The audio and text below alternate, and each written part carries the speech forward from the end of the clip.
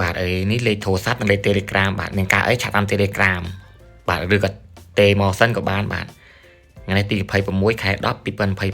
2025មួយ info វៀតណាម Victor បាទយើងលេងក្របស្លាកទម្ងន់27យើងលេងគោលដៅឆ្ងាយ170 180ម៉ែត្រចុះចេះលេងបានព្រោះអីលេខ creator នេះខ្ញុំដាក់អាប្រភេទល្អបាទប្រភេទល្អជាងគេហើយបាទដល់ខ្យល់កាបោនចំណុះកន្លះលីត្រក្នុងដែក Polygon 5ទឹកបាទ5ទឹកនឹងសឡងរបស់វាបាទស្វាយបត់ស្នាប់ដៃឈើបាទតិនបណ្ឌិតខ្ចៅយ៉ាងអាមេចាក់សោបានហើយបងរបស់វានេះគ្រឿប1គីឡូបាទស្មែល Wet Hunter បាទ Wet Hunter 4 16 44បាទអានេះយើងអាចមើលច្បាស់ធានាច្បាស់ឲ្យបាទទូទៅឲ្យស្វ័យវាទូទៅយើងបត់បើយើងចង់បាន4ទឹកក៏បានកណ្ដងតែយើងលេង5ទឹកនេះវាលេងបានគោលដៅឆ្ងាយបាទមួយនេះខ្ញុំរៀបដាក់បន្ថែមសាប់បាទៀតបាទយើងចាប់ជើងត្រូអីមកវាស្រួល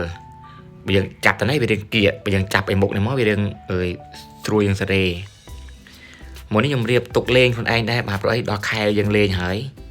ឃើញកុកអីចុះពេញណាពេញណីហើយបាទ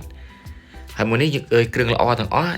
តម្លៃវារៀងថ្លៃបន្តិចបាទវាមានស្នប់មួយទៀតស្នប់ថ្មីបងប្អូនយកស្នប់ថ្មីក៏បានយកមកទឿប្រើភ្លើងក៏បានបាទតែមួយនេះគឺធានាគោលដៅឲ្យបាទ170ម៉ែត្រចុះចេះធានាឲ្យបានបាទធានាហ្នឹងតែយើងនេះធ្លាប់លេងបាទមិនមែន170បាញ់ទៅចំបដ ாய் បាទមែនទេបាទបើថា120ចុះក្រោមចេះយើងដៃថ្មីយើងលេងបានមកស្រួលបើយើងដៃចាស់150ម៉ែត្រ170ទេយើងលេងបានបើបានពួកនេះតែយើងលេងយូរមកយើងដឹងបាទ